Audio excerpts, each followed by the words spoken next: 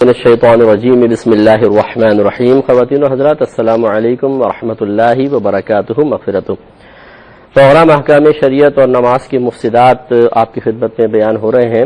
Programme احکام شریعت ہے اور آپ کو پتہ ہے کہ ہمارے پروگرام کا فارمیٹ ہے کہ ہم کسی ایک موضوع کا انتخاب کرتے ہیں جو فقہی موضوع ہوتا ہے، اور پھر فقہ حنفی کی روشنی میں اس موضوع سے متعلق ضروری مسائل جو عوام کی اشد ضرورت کے ہوتے ہیں، جن کا سیکھنا ہر عاقل بالغ مسلمان مرد و عورت پر فرض ہے یا واجب ہے، وہ ہم آپ کی خدمت میں آسان انداز سے پیش کرنے کی کوشش کرتے ہیں۔ شروع میں مسائل بیان کیے جاتے ہیں اور پھر لائیو کالز کے لیے ہم آپ کو دعوت دیتے ہیں، آپ لائیو کالز کرتے ہیں، ہم ان سوالات کو نوٹ کرتے ہیں اور ان کے جواب دینے کی کوشش کرتے ہیں۔ تو مفسدات نماز، آپ کو پتا ہے کہ مفسدہ کی جمع ہے، مفسدہ اس شے کو کہتے ہیں جو کسی کو توڑ دیتی ہے، خراب کر دیتی ہے، فساد پیدا کر دیتی ہے۔ تو اس کے تحت وہ تمام چیزیں آئیں گی کہ جب ہم حالت نماز میں ہوتے ہیں، اللہ تبارک و تعالیٰ کی بارگاہ میں ادب اور تعظیم سے کھڑے ہوتے ہیں، اور پھر ان چیزوں میں سے کوئی ایک چیز جان بوجھ کر یا غلطی سے ہم سے سرزد ہو جاتی ہے، تو اس کی وجہ سے نماز میں ایک فساد اور بگاڑ پیدا ہوتا ہے جو حقیقتاً تعظیم نماز کے اور احترام نماز کے خلاف ہوتا ہے، جس کی بنا پر شریعت اس نماز کے ٹوٹ جانے کا حکم دیتی ہے۔ یعنی وہ بے ادبی ایسی ہوتی ہے کہ اس بے ادبی کے ارتکاب کی وجہ سے پھر نماز قائم نہیں رہ پاتی، لہذا میں حکم ہوتا ہے کہ دوبارہ اس نماز کی نیت باندھی جائے، جو کچھ آپ نے پہلے پڑھا تھا وہ ختم ہو گیا، ضائع ہو گیا۔ اس میں مختلف چیزیں بیان کرتے ہوئے پچھلے پروگرام میں نے آپ کی خدمت میں عرض کیا تھا چلنے کے بارے میں کہ حالت نماز ایک ایسی حالت ہے جس میں ادب سے، تعظیم سے ہاتھ باندھ کر بالکل یہ تصور کرتے ہوئے کہ ہم اللہ تبارک و تعالیٰ کی بارگاہ میں کھڑے ہوئے ہیں۔ یہ میں نہیں کہوں گا کہ یہ تصور کرتے ہوئے کہ اللہ تعالیٰ میرے سامنے ہے، ایسا نہیں۔ اسی لیے نبی کریم صلی اللہ علیہ وسلم نے اتنا ضرور فرمایا کہ جب تم نماز پڑھو تو یوں سمجھو یا یوں تصور کرو کہ تم اللہ تبارک و تعالیٰ کو دیکھ رہے ہو، اور اگر تم نہیں دیکھ رہے تو وہ تو تمہیں دیکھ ہی رہا ہے۔ تو یہ سامنے ہم نہیں کہہ سکتے کہ ہم اللہ تعالیٰ کے سامنے کھڑے ہوئے ہیں، کیونکہ یعنی اس سینس میں جیسے ایک شخص ہمارے سامنے ہوتا ہے، اس طرح اللہ تبارک و تعالیٰ کے بارے میں تصور قائم کرنا قطعی غلط ہے، اور اس تصور کو قائم کرتے ہوئے الفاظ کی صورت میں اس کو بیان کرنا بھی غلط ہوگا، کیونکہ اللہ تبارک و تعالیٰ ہماری مثل نہیں ہے، وہ جسمانیت سے پاک و صاف ہے، وہ کسی سمت سے پاک و صاف ہے، آگے پیچھے دائیں بائیں اوپر نیچے اللہ تبارک و تعالیٰ کی ذات ان سمت کی قیود سے پاک و صاف ہے۔ بس اتنا کہ ہم اللہ کی بارگاہ میں کھڑے ہوئے ہیں۔ اب یہ ادب کے ساتھ کھڑا ہونا اس بات کا تقاضا کر رہا ہے کہ ہم عام حالت میں جیسے نماز کی حالت کے علاوہ چلتے پھرتے ہیں ایسا نہ کریں، اگر کریں گے تو یہ ادب نماز کے منافی ہوگا۔ اس لیے میں نے آپ کی خدمت میں عرض کیا تھا کہ اتنا زیادہ چلنا کہ جو کثیر چلنے میں کہلائے شمار ہو یا اس کو عمل کثیر کہا جا سکے، اس سے نماز فاسد ہو جاتی ہے، جس کا فقہاء نے اندازہ فرمایا ہے 3 قدم، کہ اگر کوئی نمازی لگاتار 3 قدم اٹھا لیتا ہے تو گویا کہ وہ ایک طرح سے زیادہ چل لیا، ایک ایسے اس نے قدم اٹھائے ہیں کہ جو سمجھ لیں احترام نماز کے بہت زیادہ منافی ہیں، خلاف ہیں، جس کی وجہ سے نماز ٹوٹ جائے گی۔ اور اگر کوئی 3 قدم نہیں چلا، بلا ضرورت 1 یا 2 قدم چلا، تو یہ مکروہ تحریمی ہے، گناہ ہے کہ کیوں خواہ آدمی آگے پیچھے ہو رہا ہے، تو اس میں بھی گناہگار ہوگا۔ لیکن اگر صحیح ضرورت کی وجہ سے وہ 1 یا 2 قدم چلتا ہے تو اس کی اجازت ہے، آگے بڑھ جائے یا پیچھے ہٹ جائے یا دائیں ہو یا بائیں ہو، 1-2 قدم اگر وہ چلتا ہے تو اس کی شریعت نے ضرورت کے تحت اجازت دی ہے۔ اس کی میں نے آپ کو صورتیں بتائی تھی کہ مثال کے طور پر اگر ایک آگے صف قائم ہے اور کسی شخص کا وضو ٹوٹ جاتا ہے اور وہ صف کو چھوڑ کے چلا جاتا ہے، تو پھر پیچھے والے پر واجب ہے کہ وہ 2 لمبے قدم اٹھاتے ہوئے، 3 نہ بننے پائیں، 2 لمبے قدم اٹھاتے ہوئے اگلی صف تک پہنچ جائے اور اس خلا کو پور کر دے۔ ایسے ہی اگر کوئی ایک امام کے ساتھ نماز پڑھ رہا ہے، کوئی نمازی دیر سے آیا تو حکم شرعی یہ ہوتا ہے کہ اگر ایک نمازی ہوتا ہے تو وہ امام کے ساتھ کھڑا ہو جاتا ہے، جیسے یہ آگے امام ہے، اس کے پیچھے مقتدی کھڑا ہوگا۔ لیکن اگر 2 مقتدی ہو جائیں تو یہ اس کے ساتھ نہیں کھڑا ہو سکتا، بلکہ اس کے کندھے پہ ہلکے سے ہاتھ رکھے گا اور اس نمازی کو چاہیے کہ پیچھے ہٹ جائے۔ بلکہ افضل اور اولا صورت یہ ہوتی ہے کہ اگر امام صاحب کے آگے جگہ ہو تو وہ 2 قدم چل کر اگلی صف میں داخل ہو جائے، وہاں پہ امامت کرے اور یہ شخص مقتدی کے ساتھ کھڑا ہو جائے۔ بعد میں آنے والا. لیکن اگر امام صاحب کے آگے گنجائش نہیں ہے، جیسے دیوار ہے، صرف ایک سجدہ ہی کر سکتے ہیں، تو پھر یہ اس کے لیے حکم ہے کہ یہ اس پیچھے والے شخص کے مقتدی کے کندھے پہ ہلکے سے ہاتھ رکھے گا، اور اگر اس کو واقعی مسئلہ معلوم ہے اور ہونا بھی چاہیے تو وہ پھر 2 قدم لگاتار اٹھاتا ہوا، بڑے بڑے قدم اٹھائے پیچھے آ جائے، 3 قدم نہ اٹھائے کیونکہ یہ مفسد نماز ہو سکتے ہیں. اسی طریقے سے اگر بالفضا آپ نماز پڑھ رہے تھے اور برابر والا آدمی نکل گیا، اور آپ مثال کے طور پہ یہ امام ہے، آپ اس طرف کھڑے ہوئے، ایک آدمی یہاں سے نکل گیا، تو حکم ہے کہ پھر آپ مل جائیں. تو اب آپ یہ تھوڑا سا سائیڈ میں سرکے ہیں اور ایک طرح سے نماز میں چلے ہی ہیں، چاہے وہ سائیڈ میں ہٹنا کہلائے. اسی طریقے سے اس طرف سے اگر آپ کوئی نمازی چلا گیا، اس طرف آپ ہٹ گئے، تو اس سے بھی نماز کا فساد کا کوئی تعلق نہیں ہے، کیونکہ آپ واقعی ہٹ رہے ہیں، دائیں بائیں ہو رہے ہیں. ایک مسئلہ یاد رکھیے کہ بعض اوقات کچھ الفاظ بلا اختیار انسان کی زبان سے نکل جاتے ہیں، جیسے کہیں درد ہے جسم میں، ایک دم یوں ہو گیا، جیسے رکوع میں جا رہے ہیں، سجود میں جا رہے ہیں، تو الفاظ غیر اختیاری طور پر نکل گئے، یا شدید کھانسی ہے کسی شخص کو اور کھانسی میں ایسے الفاظ بن گئے، تو یہ اس قسم کے جو مجبوراً غیر ارادی طور پہ زبان سے نکلتے ہیں اور واقعی کسی صحیح عذر کی بنا پہ نکلتے ہیں، یہ معاف ہوتے ہیں. لیکن اگر کوئی انسان جان بوجھ کر ایسے الفاظ نکالے، یعنی وہ کنٹرول کر سکتا ہے، وہ ایسے الفاظ کی ادائیگی سے بچ سکتا ہے، لیکن پھر جان بوجھ کے نکالتا ہے، تو اس کی نماز کے فساد کا حکم ہوگا اگر کم از کم 2 حروف بن جاتے ہیں. جیسے مثال کے طور پہ چھینک آئی، اب اس کو دبائے وہ چھینک کو، ٹھیک ہے، لیکن ہا چھی، زور سے ہا چھی، اب اس طریقے سے ہا چھی کہنا، تو یہ اس طریقے اگر واقعی وہ دبا سکتا ہے لیکن پھر ایسے الفاظ ادا کرتا ہے تو اس میں فساد نماز کا حکم ہوگا. اسی طرح جماہی آئی تو بعض لوگ آپ نے دیکھا ہوگا ہا کرتے، تو وہ اگر نماز کی حالت میں اس نے ہا کیا 2 حروف بن جائے تو اس سے بھی نماز فاسد ہو جائے گی، یہ احترام نماز کے خلاف ہے. ہاں یہ ہے کہ اگر بغیر آواز کے کوئی جماہی لیتا ہے اس سے نماز فاسد تو نہیں ہوتی، لیکن اگر جان بوجھ کے جماہی لی ہے تو مکروہ ضرور ہے، کیونکہ جماہی شیطان کے اثر کا نتیجہ ہے، اور شریعت اس بات کو محبوب نہیں رکھتی کہ کوئی اللہ تبارک و تعالیٰ کی بارگاہ میں کھڑا ہوا ہو اور پھر شیطان کی ایک طرح سے اطاعت یا اس کی طرف سے دی گئی سستی میں مبتلا ہو کر اس طرح جماہی لے. اور اگر غیر ارادی طور پر اچانک آئی اور وہ اس کو توجہ نہیں رہی اور پھر اس نے جماہی لے لی ہے، آواز وغیرہ نہیں نکلی، تو پھر اس میں کراہت اتنی نہیں ہوتی. پھر بھی اس کو دبانا چاہیے، منہ نہ کھلے، کوشش کرے، لیکن یہ زیادہ سے زیادہ اگر کراہت پیدا بھی ہوگی تو مکروہ تنزیہی ہوگی. مکروہ تنزیہی اس عمل کو کہتے ہیں کہ جس کا کرنا شریعت کو ناپسند تو ہو لیکن اس حد تک نہیں کہ اس کے کرنے والے کو شریعت گناہگار قرار دے. اس لیے تھوڑا سا ہمیں کوشش کرنی چاہیے کہ حالت نماز میں اللہ تبارک و تعالیٰ کی بارگاہ میں کھڑے ہوتے ہوئے حتی الامکان بالکل سکوت کے ساتھ نماز ادا کریں، اور کوشش کریں کہ ہم ایسی کوئی حرکت نہ کریں جس سے نماز کے فساد کا سبب بن جائے. اسی طریقے سے یعنی کہ ضمن میں بات عرض کر رہا ہوں، اگرچہ یہ مفسدات نماز میں سے نہیں ہے، کہ بعض اوقات ایسا ہوتا ہے کہ ہمیں کچھ محسوس ہوتا ہے کہ کوئی دائیں یا بائیں شے ہے، تو ہم یوں تھوڑا سا ٹیڑھا آنکھیں کر کے دیکھتے ہیں. کبھی ایسا بھی ہوتا ہے کہ زیادہ چہرہ پھیر کے دیکھ لیتے ہیں، بعض لوگ اوپر کو دیکھتے ہیں آسمان کی طرف. تو یاد رکھیں کہ یہ مکروہات نماز تو ہے، یہ مکروہ ہے کہ ایسی چیزیں اس طرح کرنا، لیکن اس سے نماز کے فساد کا کوئی تعلق نہیں ہے، یعنی اس سے نماز فاسد نہیں ہوگی. اب اس میں یہ ہے کہ اگر کوئی شخص اس میں اب میں اس کا مطلب یہ عرض کر ہی دیتا ہوں کہ اگر تو کسی نے صرف آنکھیں گھمائی ہیں، چہرہ بالکل نہیں گھمایا، صرف یہ جیسے دائیں دیکھنا بائیں دیکھنا، تو یہ 2 صورتیں ہوں گی. کیا صحیح عذر کی بنا پر ہے یا بغیر کسی عذر کے ہے؟ صحیح عذر کا مطلب جیسے اسے لگا کہ کوئی کیڑا ہے، کوئی سانپ وغیرہ، تو اس نے تھوڑا سا ٹیڑھی آنکھ کر کے دیکھا تاکہ نظر آ جائے، ادھر دیکھا ادھر دیکھا، تو اس میں کوئی حرج نہیں ہے کہ اگر وہ دیکھے گا نہیں تو ہو سکتا ہے کہ وہ موذی جانور آ کے اس کو نقصان پہنچا جائے، اس لیے دیکھنے میں شرعاً کوئی حرج نہیں ہے.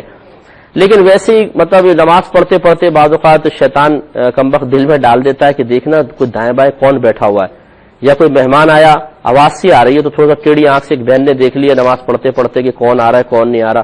تو یہ اس طریقے سے ٹیڑھی صرف آنکھیں گھما کر دیکھنا جبکہ چہرہ نہ پھرے تو یہ مکروہ تنزیہی ہوگا، تحریمی نہیں ہے. لیکن اگر چہرہ پھیر کر دیکھا تو اس میں وہی 2 صورتیں ہیں کہ اگر عذر کے سبب ہے جیسے مثال کے طور پر واقعی ایسا محسوس ہوا ہے کہ کوئی جانور ہے تو آپ نے تھوڑا سا زیادہ چہرہ پھیر کر دیکھا کیونکہ صرف ٹیڑھی آنکھوں سے نظر نہیں آ رہا تھا، تو اس کی گنجائش نکل سکتی ہے. لیکن اگر کوئی عذر نہیں ہے، ویسے ہی مطلب زیادہ چہرہ پھیر کے دیکھا، تو پھر یہ مکروہ تحریمی ہو سکتا ہے، اور ہوتا بھی ہے بعض اوقات یہ مکروہ تحریمی ہو جاتا ہے. بلکہ اس میں یہ ہے کہ اگر سینہ پھیر دیا، اور جیسے یہ سامنے جو اینگل بن رہا ہوتا ہے یہ 90 ڈگری کا اینگل ہے، اور اس کے بیچ میں سے یوں ایک اور آپ لائن نکالیں تو 45 کا بنے گا، جیسے یہ 45 اس تک اگر سینہ پھر جائے تو نماز رہے گی، اگرچہ بلا عذر اس طرح سینہ پھیرنا بھی مکروہ تحریمی ہے، لیکن اس سے زیادہ اگر پھر گیا تو نماز فاسد ہو جائے گی، نماز ٹوٹ جائے گی، یہ بھی ذہن میں رکھیں. ایک ہمارے کالر ہمارے ساتھ ہیں، دیکھتے ہیں ہم سے کیا پوچھنا چاہ رہے ہیں. السلام علیکم. وعلیکم السلام، کراچی سے ظفر بات کر رہا ہوں جی. جی بھائی جان فرمائیے. میں پوچھنا یہ چاہ رہا تھا کہ بینک اسلامی میں اکاؤنٹ کھلوانا کیسا اور اس کا منافع لینا کیسا ہے؟ اور بس یہی پوچھنا. جی میں انشاءاللہ عرض کرتا ہوں. ایک اور کالر ہے. السلام علیکم. وعلیکم السلام. جی فرمائیے. میں بتا چکا ہوں صاحب. جی دوبارہ ایک دفعہ بتا دیں. بابا آن ایئر ہیں آپ کیا؟ ابھی بتائیے. ہاں وہی وہ نماز کے دوران بچے سامنے سے نکل جاتے ہیں. اوہو. اس میں کوئی حرج تو نہیں ہے؟ جی اور جی میں انشاءاللہ عرض کرتا ہوں، بالکل عرض کرتا ہوں. تو آپ کی خدمت میں مفسدات نماز کا بیان چل رہا تھا. تو اس میں ایک یہ بھی ہے کہ اگر انسان نماز ادا کر رہا ہے اور اس کا سینہ قبلہ ہونے سے پھر گیا ہے، کعبۃ اللہ سے پھر جائے، تو اس کی نماز بھی فاسد ہو جاتی ہے. لیکن یہ پھرنے کا جو مفہوم ہے جو میں آپ کی خدمت میں عرض کر رہا تھا کہ جیسے آپ ایک سیدھی لائن کھینچیں، ایک اس طرح لائن کھینچیں، تو یہ جو دونوں لائنیں آ کے مل رہی ہیں نا، یہ اس طریقے سے جو اینگل بن رہا ہے 90 ڈگری کا اینگل کہلاتا ہے. پھر اس کے بیچ میں سے ایک یہاں سے لائن کھینچے، ایک یہاں لائن کھینچے. اب یہ جو صورتحال سامنے آئی ہے اس طرح کی، یہ سمجھ لیں یہ تو 90 ڈگری کا اینگل ہے، اور پھر یہ 45 کا. یہ جو جتنا ایریا ہے یہ اس کے اندر جب تک انسان کا سینہ رہے گا، یعنی اس طرح، تو وہ سمت کعبہ کی طرف ہی کہلائے گا. لیکن اگر اس سے آگے نکل گیا، 45 سے اس طرف آگے یا اس طرف، تو پھر یہ سمجھ لیں وہ کعبۃ اللہ سے اس کا سینہ بالکل ہٹ چکا ہے، تو یہ اس سے بھی نماز فاسد ہو جائے گی، ٹوٹ جائے گی، اور اسے دوبارہ نماز ادا کرنی ہوگی. ایک اور کالر ہمارے ساتھ ہے. السلام علیکم. السلام علیکم. جی بہن. السلام علیکم مفتی صاحب. جی فرمائیے. وعلیکم السلام. جی میں یہ پوچھنا چاہتی ہوں کہ عشر کی جو رقم ہے وہ اپنے سگے بہن بھائی کو دی جا سکتی ہے؟ کس کی؟ عشر کی. اچھا ٹھیک ہے. اور دوسرا یہ ہے کہ اگر سونا ہو کوئی 10-20 تولے تو اس کی زکات تو اس کو بیچ کر دی جا سکتی ہے. کیا قربانی اگر کرنی ہو تب بھی قربانی جائز ہے یا نہیں؟ ٹھیک ہے بتاتا ہوں انشاءاللہ. ایک مختصر سا بریک لیں گے. ہمیں یقین ہے آپ ہمارے ساتھ رہیں. میرے ورد لب ہے عشق رسول ہوں. بسم اللہ الرحمن الرحیم. پہلے کال لیں گے پھر انشاءاللہ جوابات. السلام علیکم. السلام علیکم. جی وعلیکم السلام. مفتی صاحب مجھے سوال کرنا تھا کہ اگر ہم سجدہ صاحب کے لیے کیا نیت کرنا ضروری ہوتا ہے؟ اور دوسرا میرا سوال ہے کہ اگر ہم نماز پڑھتے ہوئے ہم نے کوئی چیز پڑھ لی ہو لیکن ہمیں بابا وہم گزرے کہ شاید میں نے یہ چیز پڑھی ہے یا نہیں پڑھی، تو پھر بھی ہم سجدہ صاحب کر لیں یا نماز کو کنٹینیو آگے جاری کر دیں؟ اچھا ٹھیک ہے. اور تیسرا سوال میرا یہ ہے کہ جناب اگر کوئی شخص قرآن شریف نہیں پڑھا ہوگا تو کیا وہ بسم اللہ الرحمن الرحیم ہر سطر پر رکھ کر اگر پڑھے تو کیا اس کو قرآن شریف پڑھنے کا ثواب ملے گا؟ ٹھیک ہے. اور بس یہی سوال ہے. Thank you very much. اللہ حافظ. جی میں عرض کرتا ہوں کہ بھائی نے ارشاد فرمایا کہ کسی بینک میں اگر ہم سیونگ اکاؤنٹ میں پیسہ رکھواتے ہیں، چاہے وہ بینک اسلامی نام سے معروف ہو، اور اسی طرح اس میں کچھ پیسے وغیرہ انویسٹ کرنا، اس پہ پروفٹ وغیرہ لینا کیا شرعی حیثیت رکھتا ہے؟ دیکھیے مسئلہ یہ ہے کہ سب سے پہلے آپ یہ کنفرم کریں کہ کیا اس بینک کے ساتھ کوئی مفتی صاحب جو اچھے مستند مفتی صاحب ہوں ایز اے شرعی ایڈوائزر کام کر رہے ہیں. اگر کر رہے ہیں، اور اس میں صرف آپ میرا مشورہ یہ ہے کہ صرف یہ کہ ان کا کہنا کہ جی ہمارے ساتھ کچھ مفتیان کرام ہیں، کون ہیں؟ جی بڑے بڑے مفتیان کرام ہیں لیکن کون ہے یہ پتہ نہیں ہے. یا آپ اجنبی سے نام آپ کے سامنے رکھ دیے جائے تو بہرحال آپ اچھی طرح تحقیق کر لیں. لیکن اگر کوئی معروف نام بتاتے ہیں اور اگر آپ کو موقع میسر آ جائے آپ ان سے باقاعدہ کم از کم فون پر اس بات کی تصدیق کر لیں کہ کیا واقعی آپ شرعی طور پہ ایڈوائس ان کو دے رہے ہیں. وہ کہ ہاں یس، تو پھر آپ ان مفتی صاحب پر اعتماد کرتے ہوئے اس بینک کے اندر اس طرح کا پیسہ انویسٹ وغیرہ کر سکتے ہیں جس پہ پروفٹ وغیرہ آپ کو ملے. اس میں شرعاً کوئی حرج نہیں ہوگا، کیونکہ آپ عوام ہیں اور اللہ تبارک و تعالی نے آپ کو مکلف بنایا ہے کہ آپ اپنے مسائل کے سلسلے میں علماء اسلام سے رجوع کریں. فَاسْأَلُوا أَهْلَ الذِّكْرِ إِن كُنتُمْ لَا تَعْلَمُونَ، اگر تم نہیں جانتے تو اہل علم سے سوال کرو. جب اللہ تعالیٰ نے ہمیں مکلف بنا دیا اور ہم نے اہل علم سے سوال کر لیا تو گویا کہ اب ہمارا ذمہ ختم ہو گیا، اب ذمہ داری ان کی آ گئی. اور یقینی سی بات ہے کہ اللہ تبارک و تعالیٰ کے کہنے کا مطلب تو یہ نہیں ہے کہ صرف معلوم کرو پھر کرو اپنی مرضی کی، ایسا نہیں. یقینی سی بات ہے کہ معلوم کرنے کا حکم اس لیے دیا جا رہا ہے کہ اس کے جواب میں جب وہ آپ کو کوئی گائیڈ لائن دیتے ہیں، کوئی شرعی مسئلہ بتاتے ہیں تو اس پر پھر آپ عمل بھی کریں. تو لہٰذا اس طریقے سے اگر کوئی شرعی ایڈوائزر موجود ہو تو بالکل آپ اعتماد کر کے ادھر پیسہ انویسٹ کر سکتے ہیں. ایک اور کالر ہمارے ساتھ ہے. السلام علیکم. السلام علیکم. جی وعلیکم السلام علیکم. جی وعلیکم السلام. میں ٹیلی ویژن کی آواز بند کریں بھائی، طاہرہ. ٹیلی ویژن کی آواز بند کریں جلدی سے. جی جی، میرا سوال یہ ہے کہ اگر انسان گناہ کرے کس طرح معافی مانگے، اور دوسری بات. چلیں جی ایک اور کالر ہمارے ساتھ ہے. السلام علیکم. السلام علیکم مفتی صاحب. وعلیکم السلام ورحمۃ اللہ. مفتی صاحب میرا پہلا سوال یہ ہے کہ کسی نے یہ کہا ہے کہ نیل پالش لگاتے ہوئے یہ بات ذہن میں رکھنی چاہیے کہ مرنے کے بعد باڈی ٹھنڈی ہو جاتی ہے اور ایسے میں کوئی سولوشن نیل پالش ریموو. ایک منٹ آرام سے ذرا بیان کریں، دوبارہ کہیے گا. کسی نے یہ کہا ہے کہ نیل پالش لگاتے ہوئے یہ بات ذہن میں رکھنی چاہیے کہ مرنے کے بعد باڈی ٹھنڈی ہو جاتی ہے اور ایسے میں کوئی سولوشن نیل پالش ریموو نہیں کر سکتا، لہٰذا اگر نیل پالش لگائے ہوئے عورت مر گئی تو غسل نہیں اترے گا اور عورت ناپاک دفن ہوگی. کیا یہ بات صحیح ہے؟ ٹھیک ہے. اور دوسرا سوال یہ ہے کہ اگر عورت مجبوراً اپنا حق مہر معاف کر دے تو کیا معاف ہو جاتا ہے؟ جب مجبوراً سے مراد مطلب صرف زبان سے کیا ہو، دل سے نہ کیا ہو. مطلب اچھا ٹھیک ہے. اور اچھا تیسرا سوال یہ ہے کہ اگر مطلب معاف کر دیا جائے اور ایسی صورت میں مرد کا انتقال ہو جائے تو کیا عورت کو پہلے اس کے ترکے میں سے حق مہر دینا ضروری ہوگا چاہے عورت مطالبہ کرے یا نہ کرے؟ ٹھیک ہے. اچھا اور چوتھا سوال یہ ہے کہ ایک عورت کو طلاق ہو گئی ہے، وہ شرعی معذور ہے، اب اس کی عدت کا کیا معاملہ ہوگا؟ مطلب شرعی معذور ہے کیا مطلب یہ کہ وہ استحاضہ کی مریض ہے. دوبارہ بتائیے کیا مسئلہ ہوا؟ ایک عورت کو طلاق ہو گئی ہے، ہاں وہ استحاضہ کی مریض ہے، تو اس کی عدت کا کیا معاملہ ہوگا؟ کس طرح مطلب اس کی عدت پوری ہوگی؟ ٹھیک ہے. اور ایک سوال میرا یہ ہے کہ کسی نے ایف بی پر یہ پوسٹ ڈالی ہے کہ وقت 4 دفعہ رک گیا تھا. پہلی دفعہ جب حضور صلی اللہ علیہ وسلم معراج پر تشریف لگے تھے، دوسری دفعہ جب حضرت علی رضی اللہ تعالیٰ عنہ کی نماز قضا ہو رہی تھی، تیسری دفعہ حضرت بی بی فاطمہ رضی اللہ تعالیٰ عنہ کے سر سے دوپٹہ ہٹ گیا تھا اور ان کے 2 بال نظر آ رہے تھے، اور چوتھی دفعہ جب حضرت بلال رضی اللہ تعالیٰ عنہ نے اذان نہیں دی تھی. کیا یہ بات درست ہے؟ ٹھیک ہے. اور بس شکریہ. السلام علیکم.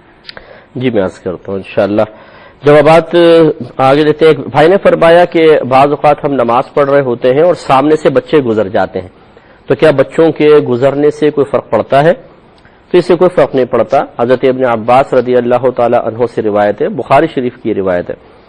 آپ فرماتے ہیں کہ میں ایک دفعہ تھوڑا سا دیر سے نماز میں پہنچا. نبی کریم صلی اللہ علیہ وسلم ایک میدان میں صحابہ کرام علیہم رضوان کو نماز پڑھا رہے تھے. میں صف میں شامل ہوا اور سامنے سے لوگ اور جانور گزرتے رہے لیکن کسی نے ان کو نہ روکا. تو اگر سترہ وغیرہ قائم کر دیا جائے، خصوصاً سترہ وغیرہ قائم کر دیا جائے، اس کے بعد گزرے تو گزرنے والا گناہ گار نہیں ہوگا اور گزرنا بھی جائز ہے اور نمازی کے نماز پہ کوئی فرق نہیں پڑے گا. اور اگر سترہ نہ ہو اب کوئی گزرے گا تو گزرنے والا گناہ گار ضرور ہے لیکن اب بھی نمازی کے نماز پہ کوئی فرق نہیں پڑے گا. لیکن یہ ضرور یاد رکھیے کہ ایسی جگہ نماز پڑھنا کہ جہاں ہمیں تقریباً یقین ہو کہ کوئی نہ کوئی ضرور سامنے سے گزرے گا، جیسے راستے میں نماز پڑھنا یا جیسے یہ دروازہ عین دروازے کے پیچھے نماز پڑھنا کہ لوگ دروازے سے باہر نکلیں گے، ایسی صورت میں نماز پڑھنے والا گناہ گار تو ضرور ہوگا. لیکن اس صورت میں بھی اگر کوئی سامنے سے گزر جائے تو بہرحال نمازی کی نماز فاسد وغیرہ نہیں ہوتی۔ بہن نے فرمایا کہ کیا عشر کی رقم سگے بھائی بہن کو دینا شرعاً جائز ہے؟ تو جی ہاں، بالکل دیا جا سکتا ہے، لیکن پہلے تھوڑی سی میں سننے والوں کے لیے وضاحت عرض کر دیتا ہوں کہ ہمارے جو عام مال پر سال کے بعد ایک مخصوص مال کی مقدار اللہ تعالیٰ کی راہ میں دینا فرض ہوتا ہے، اس کو زکوٰۃ کہتے ہیں۔ لیکن اگر زمین کی پیداوار پر وہ زمین کے جو قدرتی وسائل سے سیراب ہو رہی ہو، جس میں آپ کا کوئی پیسہ خرچ نہیں ہو رہا، بارشوں کے ذریعے یا نہر کے ذریعے آپ کر رہے ہیں اور مفت میں پانی مل رہا ہو، تو ایسے میں جب جو بھی فصل نکلے گی اس فصل کا 10واں حصہ جو ہوتا ہے وہ اللہ تعالیٰ کی راہ میں دینا ہوتا ہے۔ عشر عشرۃ چونکہ 10 کو کہتے ہیں اور عشر کہتے ہیں 10ویں حصے کو، تو چونکہ 10واں حصہ دینا واجب ہوتا ہے اس لیے اس کو عشر کہہ دیتے ہیں۔ اور یاد رکھیں کہ یہ چونکہ سمجھ لیں زمین میں سے حاصل ہونے والی پیداوار کی زکوٰۃ ہے، تو جو حکم عام زکوٰۃ کا ہے وہی حکم اس کا ہوگا۔ جو جن کو وہ زکوٰۃ دے سکتے ہیں ان کو عشر بھی دے سکتے ہیں، تو سگے بھائی بہن کو زکوٰۃ دے سکتے ہیں، لہذا ان کو عشر دینے میں بھی شرعاً کوئی حرج نہیں ہے، بالکل آپ دے سکیں گے۔ یہ کہتی ہے کہ 20 تولے اگر کسی کے پاس سونا ہے، زکوٰۃ اس پہ تو بنتی ہے، کیا قربانی بھی بنے گی؟ جی ہاں بالکل، جس طرح زکوٰۃ کے فرض ہونے کے لیے انسان کا مالک نصاب ہونا ضروری ہے، ایسے ہی قربانی کے لیے بھی مالک نصاب ہونا ضروری ہے، اور جس کے پاس 20 تولے سونا ہو یقیناً وہ زکوٰۃ کے سلسلے میں بھی مالک نصاب ہے اور قربانی کے سلسلے میں بھی مالک نصاب ہے، لہذا قربانی اس شخص کے اوپر واجب ہوگی۔ ایک اور پھر یہ کویشچن تھا کہ کسی کے جسم سے اگر کتا ٹچ ہو جائے تو کیا اس سے انسان کے کپڑے ناپاک ہو جائیں گے؟ اسی طرح اگر کتا زبان سے چاٹ لیتا ہے، جیسے کپڑے وغیرہ چاٹتا ہے، اس کی عادت ہوتی ہے، محبت میں پیار میں وہ مالک کو زبان لگا دیتا ہے، تو اس کا شرعی حکم کیا ہوگا؟ دیکھیں، زبان اگر اس نے لگائی ہے اور اس کی زبان سے تھوک وغیرہ کپڑے پر یا بدن پر لگ گیا ہے تو کتے کا تھوک یہ نجاست غلیظہ ہوتا ہے۔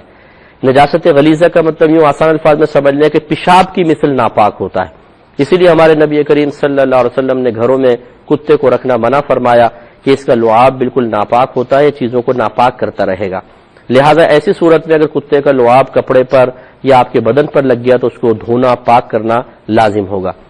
اب اگر کتے کے بدن کا معاملہ، کتے کا بدن اگر مکمل طور پہ خشک ہے، کوئی گیلا پن اس میں نہیں ہے اور وہ جسم سے آپ کے ٹچ ہو جاتا ہے، تو یاد رکھیں کتا فی نفس ہی ناپاک نہیں ہے بلکہ اس کا لعاب ناپاک ہے، لہذا اگر خشک بدن ہے کتے کا، کسی نے بالفرض اس پہ ہاتھ پھیر دیا یا کتا آپ کے بدن سے یا آپ کے کپڑوں سے مس ہو گیا لیکن اس میں کوئی گیلا پن نہیں تھا، کپڑے پاک رہیں گے۔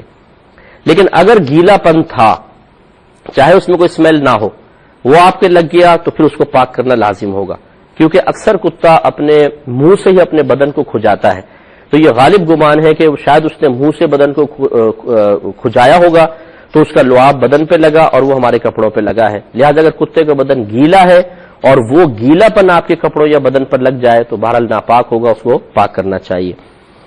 ایک بہن نے فرمایا تھا کہ کیا سجدہ سہو کے لیے نیت ضروری ہوتی ہے؟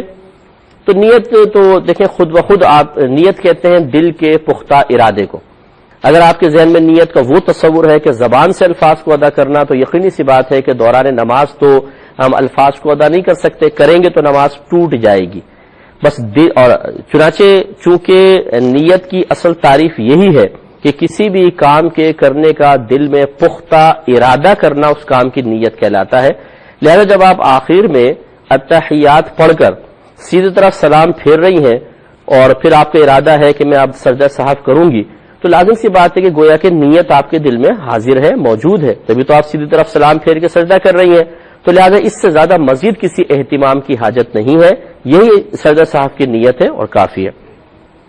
یہ فرماتی ہیں کہ بعض اوقات یہ وہم پیدا ہو جاتا ہے کہ شاید ہم نے کوئی چیز نہیں پڑھی، جیسے مثلا الحمد شریف نکل گئی یا سورت نہیں پڑھی ہے، بھول گئے ہیں، تو اب یہ تذبذب کا عالم ہے، کیا کریں؟ کیا آخر میں سجدہ سہو کریں یا نہ کریں؟ دیکھیں مسئلہ یہ ہوتا ہے کہ اگر یہ آپ کی زندگی کا پہلا واقعہ ہے کہ تذبذب کے عالم میں ہے، شک کے اندر ہے، تو پھر آپ یہی تصور کریں کہ نہیں پڑھی ہوگی اور آخر میں سجدہ سہو کر لیں۔ لیکن اگر یہ بار بار ہوتا ہے، ہر تیسری نماز میں، چوتھی نماز میں، جیسے عمر کا بعض اوقات تقاضا ہوتا ہے کہ اس طرح ذہن سے نکل جاتا ہے، تو پھر آپ اپنے غالب گمان کو دیکھیں، اپنے دل سے کوشچن کریں. اگر دل یہ کہتا ہے کہ ہاں زیادہ، یعنی جیسے 75% یس ہے کہ نہیں پڑھیے اور 25% یہ دل میں آ رہا ہے کہ شاید پڑھی ہوگی، تو جس کا ریشو زیادہ ہے اس پر عمل کریں. اگر پڑھنے کے بارے میں زیادہ غالب گمان ہو رہا ہے تو سمجھ لیں آپ نے پڑھ لی ہے، سجدہ صاحب نہ کریں. اور نہ پڑھنے کے بارے میں دل زیادہ مائل ہو رہا ہے، اس طرف زیادہ مائل ہو رہا ہے، تو پھر آپ سجدہ صاحب کر لیں. لیکن اگر یہ صورت نہ ہو غالب گمان کی، دونوں جانب برابر ہو، پتہ نہیں یہ پتہ نہیں وہ، تو پھر احتیاط کا تقاضا یہی ہے کہ آپ آخر میں سجدہ صحو کر لیجئے. ایک ہی کہتی ہیں کہ اگر کسی کو قرآن پاک پڑھنا نہیں آتا اور وہ ہر آیت پر بسم اللہ الرحمن الرحیم پڑھ لیتا ہے، تو کیا اس طرح بسم اللہ کا قرآن ختم کرنے پر قرآن پڑھنے کا ثواب مل جائے گا؟ بہن بالکل نہیں ملے گا. یہ ہمارے جاہلوں کا طریقہ ہے، یہ جاہلوں نے نکالا ہے. ہمارے مسلمان دین نہیں سیکھتے ہیں، کسی عالم اور مفتی صاحب سے ہدایت حاصل کرنے کے لیے تیار نہیں ہے، خود اپنے ذہن سے بہت سی چیزوں کا فیصلہ کر لیتے ہیں. یہ بسم اللہ کا قرآن شروع کروا دیا اور جی اس پہ ثواب شاید مل جائے گا. یاد رکھیں قرآن کا ثواب نہیں ملے گا، ہاں بسم اللہ الرحمن الرحیم پڑھنے کا آپ کو ثواب ملے گا. جتنے دفعہ پڑھیں گے اتنی بسم اللہ پڑھنے کا ثواب ملے گا، لیکن قرآن کا بالکل ثواب نہیں ملے گا. اور اس میں ایک بڑی خرابی یہ ہے کہ جو یہ سمجھتا ہے کہ جی بسم اللہ پڑھ کے میں قرآن ختم کرنے کا ثواب حاصل کر لوں گا، وہ کبھی قرآن سیکھے گا نہیں. وہ کہے گا چھوڑو کیا سیکھنا، بسم اللہ پڑھ کے قرآن کا ثواب تو مل رہا ہے. تو بہرحال یہ کوئی ایسا نہیں ہے کہ ہم کسی کو صرف روکنے کے لیے کہہ رہے ہیں حالانکہ مل جاتا ہے، بلکہ حقیقتاً ایسا ہی ہے کہ بسم اللہ الرحمن الرحیم پڑھنے پر بسم اللہ کا ثواب تو ملے گا، قرآن عظیم پڑھنے کا ثواب بالکل حاصل نہیں ہوگا. ایک مزید مختصر سے بریک لیں گے، ہمیں یقین ہے کہ آپ ہمارے ساتھ ہی رہیں گے. میرے ورد لب ہے نبی نبی. بسم اللہ الرحمن الرحیم. پہلے کال لیتے ہیں پھر انشاءاللہ جوابات. السلام علیکم. وعلیکم السلام. مفتی صاحب کیا حال ہے؟ ٹھیک ہے جی اللہ کا بڑا کرم. سر سوال یہ تھا کہ ایک شخص ہے، اس کے پاس والد صاحب کی جائیداد ہے اپنی. اچھا. تو ان کی ایک سسٹر ہے، تو وہ اپنی اس جائیداد میں سے اپنی سسٹر کو بھی حصہ نہیں دیتے. اس کے بعد ان کے دو بیٹے ہیں، وہ بیٹے کو بھی برابر حصہ نہیں دیتے. ایک بیٹے کو زیادہ دیتے ہیں، ایک بیٹے کو تھوڑا دیتے ہیں. کس کے بیٹے ہیں وہ؟ بہن کے بیٹے؟ نہیں وہ شخص کے، مرحوم کے جائیداد ہے نا. تو کتنے بہن بھائی ہیں یہ؟ دو بہن بھائی ہیں، ایک بہن ہے ایک بھائی ہے.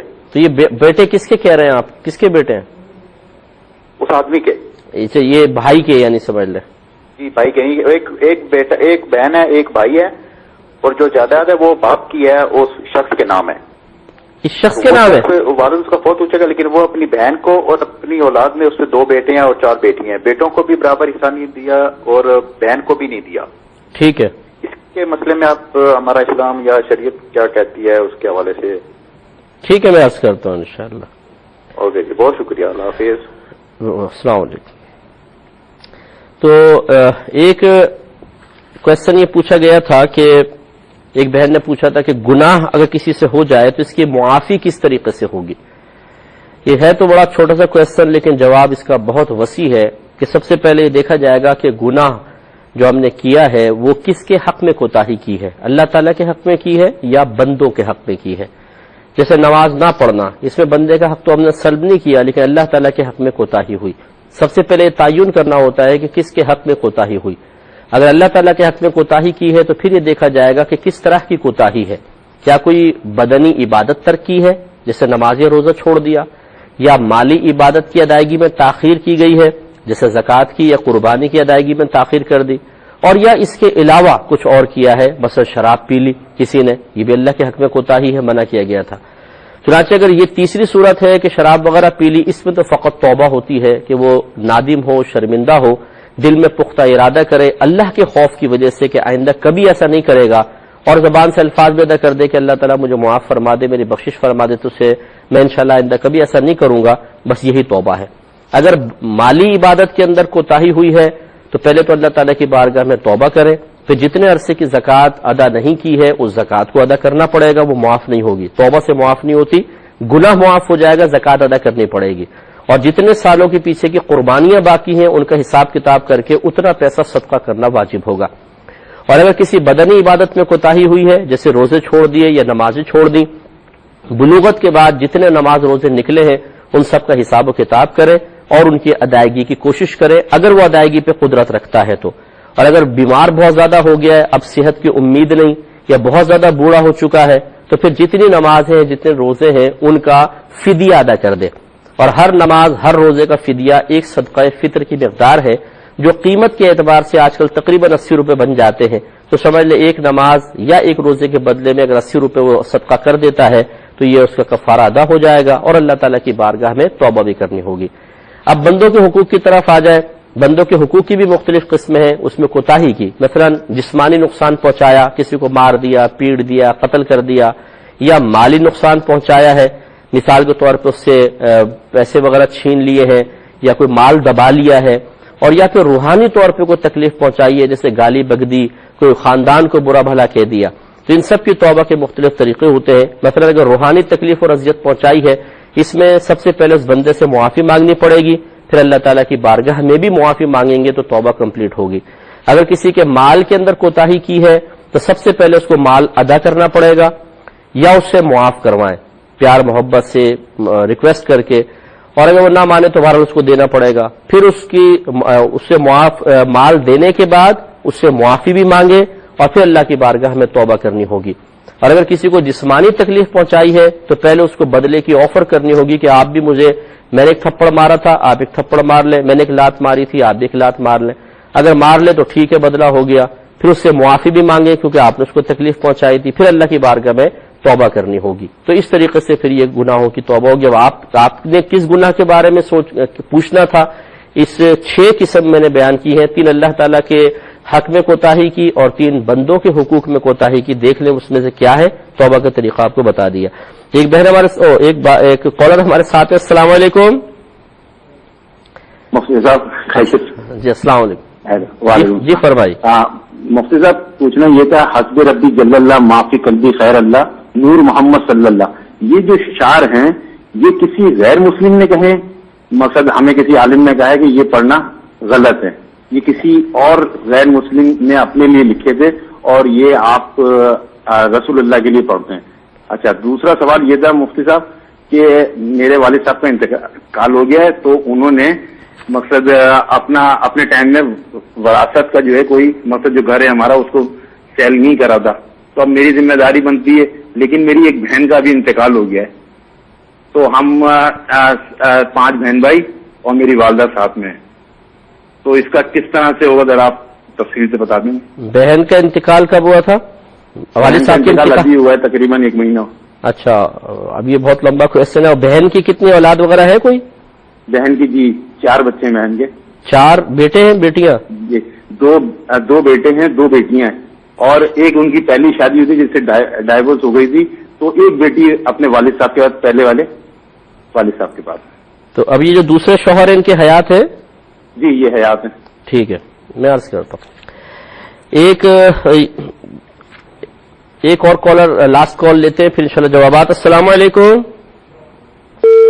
چلیں جی ڈراپ ہو گئی ہے. ابھی ایک بہن نے کوشچن کیا کہ کسی نے کہا کہ عورت کو نیل پالش نہیں لگانی چاہیے، لگائیں تو یہ خیال رکھنا چاہیے کہ اگر وہ اسی حالت میں مر گئی تو مرنے کے بعد پھر نیل پالش صحیح طریقے سے نہیں اترے گی، اور جب نہیں اترے گی تو غسل بھی نہیں اترے گا، اور جب غسل صحیح نہیں ہوگا تو پھر مسئلہ ہوگا آخرت کے معاملے میں. دیکھیں یہ کہنا بالکل غلط ہے. اس طرح کی موہوم باتوں پر موجودہ زینت کا ترک کا حکم دینا ایک عجیب و غریب صورتحال رکھتا ہے. اس میں کوئی حرج نہیں ہے. اور ایسے آج کل تو ایسے چیزیں ایجاد ہو گئی ہیں بڑے آرام سے، چاہے زندہ کے اتارنا چاہیں چاہے مردے کی نیل پالش اتارنا چاہیں، بالکل آرام سے اتر جاتی ہے. ہاں یہ ضرور ہے، جس نے اتنی بات تو بالکل صحیح ہے کہ اگر کسی مردے کے ہاتھ پہ جیسے بہن ہے نیل پالش لگی ہوئی ہے تو جب تک نیل پالش نہیں اتاری جائے گی غسل نہیں اترے گا.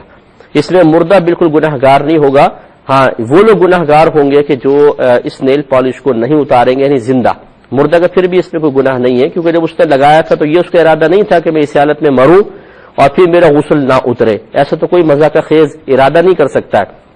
لہذا نیل پالش بہنیں لگا سکتی ہیں، اور اس قسم کی آج کل چیزیں بالکل آرام سے مل جاتی ہیں جس سے بہت آسانی سے نیل پالش اتر سکتی ہے. لہذا اس قسم کے باتیں کہہ کر اور لوگوں کو پریشانی میں اور وسوسوں میں مبتلا کرنا یہ دین کی خدمت نہیں ہے، خامخواہ ایسی پریشانی پیدا کرنا ہے، ایسا نہ کہا جائے۔ بہن کہتی ہے اگر کسی نے مجبوراً مہر معاف کیا، یعنی اس طرح کے زبان سے معاف کر دیا، دل سے معاف نہیں کیا، اور پھر شوہر کا انتقال ہو گیا، تو کیا ترکے میں سے اسے مہر دیا جائے گا؟ دیکھیں، جب ظاہری طور پہ ایک عورت نے اپنی زبان سے الفاظ نکال دیے تو دنیاوی قانون ظاہر کی طرف متوجہ ہوتا ہے، باطن کی طرف نہیں۔ ان کے دل میں کیا تھا کیا نہیں تھا یہ ان کا اور ان کے اللہ کا معاملہ ہے، لیکن جب زبان سے کہہ دیا تھا، شوہر کو کہہ دیا کہ میں مہر آپ کو معاف کرتی ہوں، تو مہر معاف ہو گیا، اور اب یہ خاتون مال وراثت سے اولاً مہر نہیں لے سکتی ہیں، وہ مہر گیا گویا کہ معاف ہو گیا ہے، یہ مال سب میں وارثوں میں شرعی طریقے سے تقسیم کیا جائے گا۔ یہ کہتی ہیں کہ اگر کسی نے شوہر نے بیوی کو طلاق دی اور ان کو استحاضہ کا مرض ہے، یعنی لگاتار بلڈ آتا رہتا ہے اور پتہ نہیں چلتا کہ حیض کے کتنے دن ہیں اور کتنے نہیں، تو کیا کریں؟ دیکھیں، اگر واقعی کسی بہن کو مسلسل خون آتا ہے، پورے مہینے آتا رہتا ہے، تو اس میں شرعی حکم یہ ہوتا ہے کہ اول 10 دن اس کے حیض کے شمار کریں گے اور باقی تمام دن جو ہیں استحاضہ کے شمار ہوں گے۔ تو اس لیے ہر مہینے کے اول 10 دن کر کے، یعنی 10 دن پھر مہینہ پورا گزرے گا، پھر اگلے 10 دن، پھر اگلے 10 دن، 3 حیض جب مکمل ہو جائیں گے تو عدت تمام ہو جائے گی۔ یہ کہتے ہیں کہ بعض لوگ کہتے ہیں کہ وقت 4 وقت میں رکا تھا، ایک جب سرکار سفر معراج پہ تشریف لے گئے، دوسرا جب حضرت علی رضی اللہ تعالی عنہ کے زانوں پر نبی کریم صلی اللہ علیہ وسلم نے سر رکھا ہوا تھا، عصر کی نماز کا وقت نکل رہا تھا، بالکل آخری ٹائم تھا، تو پھر سرکار نے سورج کو واپس پلٹایا، گویا کہ وقت ٹھہرا، اور تیسرا جب بی بی فاطمہ رضی اللہ تعالی عنہا کے سر سے ایک دفعہ دوپٹہ سرک گیا، 2 بال ظاہر ہوئے تو وقت رک گیا، اور حضرت بلال رضی اللہ تعالی عنہ نے ایک دفعہ اذان نہیں دی تھی تو وقت رک گیا۔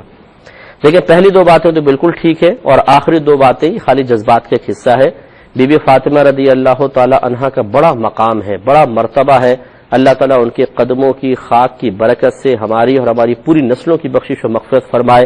بہت اعلیٰ مرتبہ ہے، بہت اعلیٰ مقام ہے، اور مجھے بڑا افسوس ہوتا ہے کہ اس قدر عظیم ہستیاں جن کے لیے مستند ترین ذرائع سے فضائل کے انبار لگے ہوئے ہیں، ان تمام کو چھوڑ کر ایسی باتیں اپنے پاس سے گھڑنا اور ان کو بیان کر کے بزرگوں کی فضیلت کو ظاہر کرنے کی کوشش کرنا جن کا کہیں کوئی ثبوت صحیح طریقے سے نہیں ہے، یہ مناسب نہیں ہے۔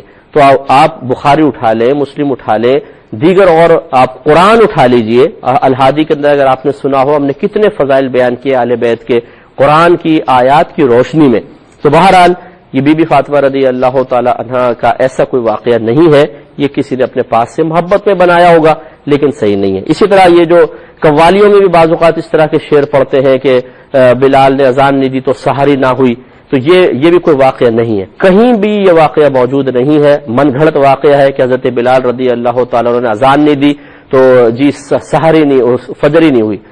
اگر آپ میرا بخاری کا درس سن رہے ہوں، کیوں ٹی وی پر ہی آتا ہے، درس بخاری ہمارا آتا ہے، اسی میں بھی کچھ دن پہلے حدیث ذکر کی تھی کہ نبی کریم صلی اللہ علیہ وسلم غزوے سے واپس تشریف لا رہے تھے، ایک وادی میں ٹھہرے تو بلال رضی اللہ تعالیٰ عنہ کو حکم دیا کہ آپ یہاں پر یعنی پوری رات سفر کرتے رہے تھے، فجر سے تھوڑی دیر پہلے قیام فرمایا، سب ٹھہر گئے، سرکار نے فرمایا آپ ہمیں فجر میں اٹھانا، اور حضرت بلال رضی اللہ تعالیٰ عنہ کہتے ہیں کہ میں نے چٹان سے ٹیک لگائی ہوئی تھی تاکہ میں نہ سوؤں، اور آنکھیں کھول کے میں بیٹھا ہوا تھا، لیکن ایسی غنودگی طاری ہوئی کہ میں سوتا چلا گیا، اور اس وقت میری آنکھ کھلی جب سورج نکل آیا تھا۔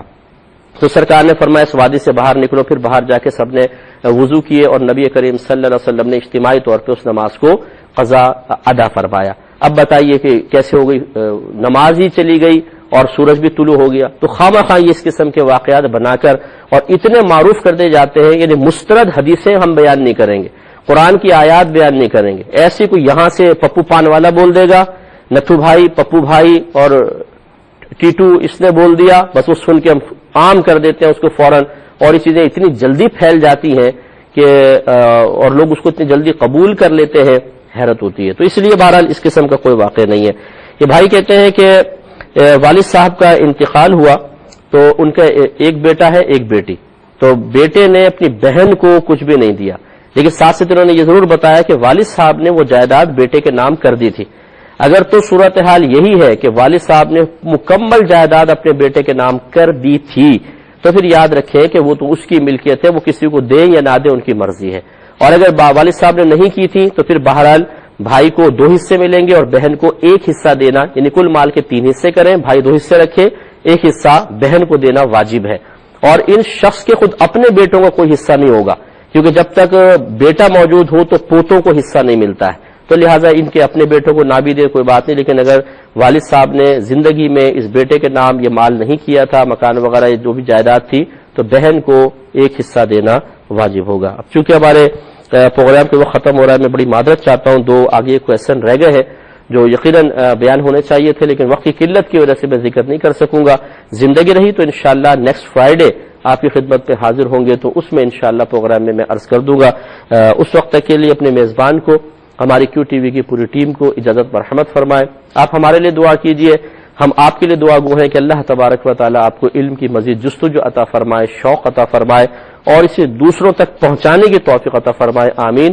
اور یہ آپ اسکرین پہ میرا ای میل ایڈریس بھی دیکھ رہے ہوں گے، آئی ڈی دیکھ رہے ہوں گے، جو بھائی بہن یہاں کال نہیں کر پاتے ہیں، ملتی نہیں ہے، وہ اگر چاہیں تو ہمیں اس ایڈریس پر ای میل کر سکتے ہیں، ہم حتی الامکان کوشش کریں گے کہ ان کو جواب دیں۔ اللہ تعالیٰ اس کی بھی توفیق عطا فرمائے۔ اجازت چاہیں گے، وآخر دعوانا ان الحمدللہ رب العالمین۔ میرے ورد لب ہے نبی